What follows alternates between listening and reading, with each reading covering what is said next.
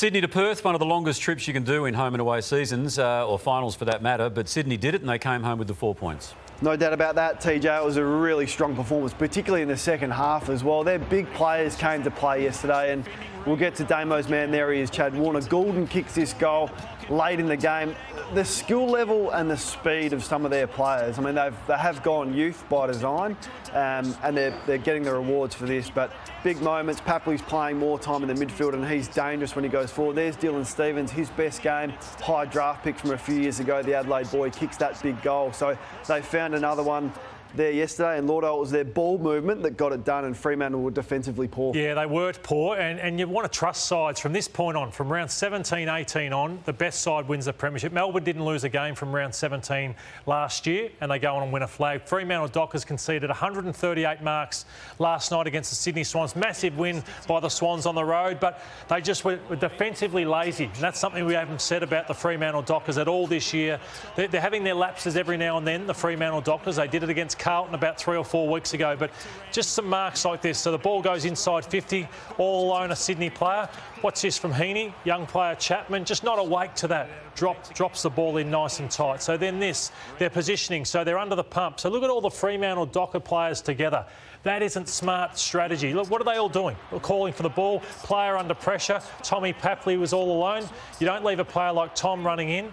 Even he gets lucky here, but look, all alone. Fremantle don't do that on their best days.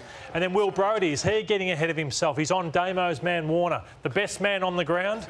Watch Will Brodie. This is a defensive 50 stoppage. What's Brodie doing? On the best man on the ground, he'll make you pay. Give him a split second. That happens. So if Fremantle want to win some big finals, they've got to be better than that, and they may well have cost themselves 2 home finals into a grand final with a loss like that last night. Although the highlighting of the youth of the Swans, as Kane just did, and it's obvious, but they've still got a 35-year-old who's playing a role, a left footer who's kicked 900 goals plus like you. We defer to you when we talk about Buddy Franklin. What are you seeing in 2022?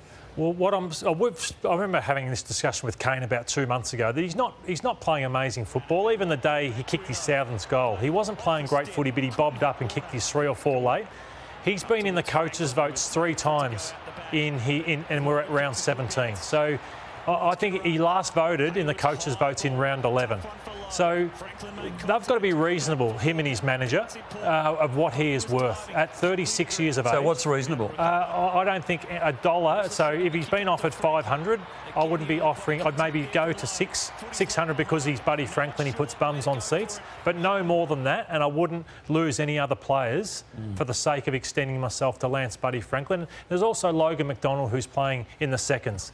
He's got to be playing AFL football every week next year. So I'd let Buddy walk. He's still taking the best opponent, though, of the opposition. I don't know. We had Lloyd yesterday, yep. So they're saying now we can actually put our 3rd or 4th defender on him. And Longmuir said after the game that Lloyd was actually their best player. So I don't know if he actually is commanding the best defender anymore.